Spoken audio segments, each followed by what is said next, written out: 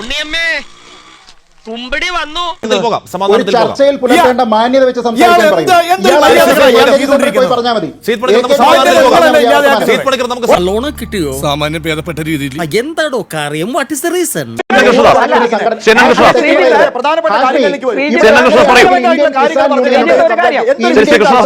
Represent ചെയ്ത advocate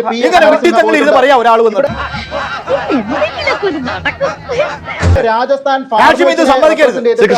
അബദ്ധങ്ങൾ ഇങ്ങനെ എന്തോ എങ്ങനെ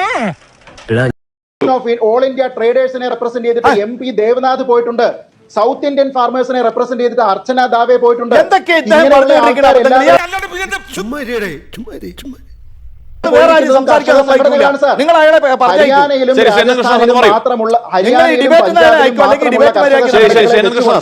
അതെ ഇടഞ്ഞ ഞാൻ കൊല കൊമ്പനാ, കൊല കൊമ്പൻ കൊലയില്ലാത്ത കൊമ്പൻ.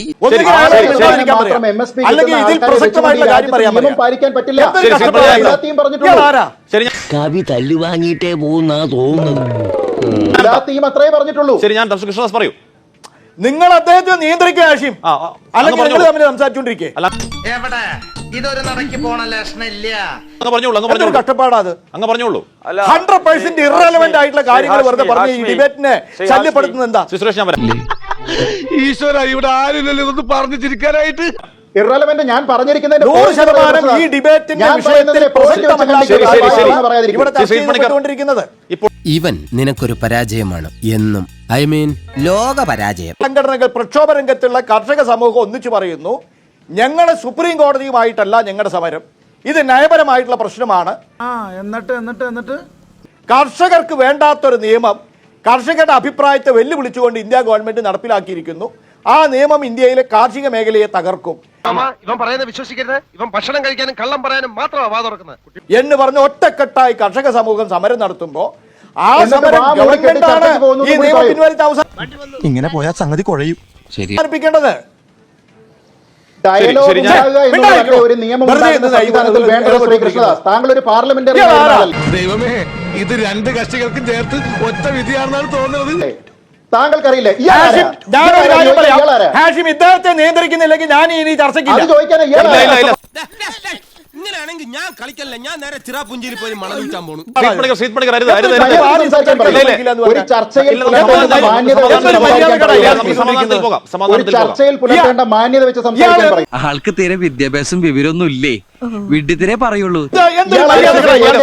പറഞ്ഞാൽ മതി. കിട്ടിയാ ഇല്ല, ചോദിച്ചു വാങ്ങിച്ചു പോവാ. എന്താ ഇയാൾ ചെയ്തുകൊണ്ടിരിക്കുന്നത്? അത് വേണ്ട, അത് വേണ്ട. നിങ്ങളോട് എനിക്കൊരു ദേഷ്യമില്ല. വിവരമില്ലായ്മ ഒരു കുറ്റമല്ലല്ലോ.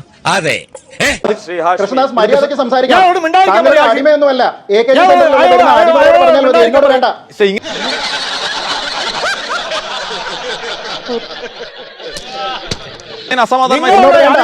കഴിയില്ല.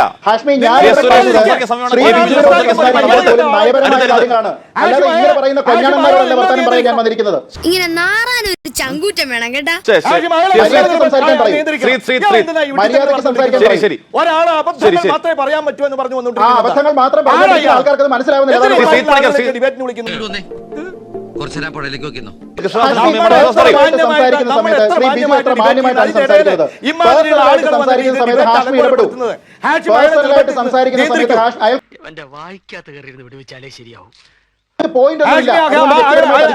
അയാളെ നിയന്ത്രിക്കൂ.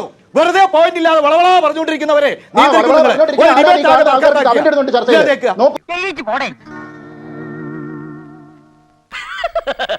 തൽക്കാലം ഇത്രയും മതി. വരട്ടെ.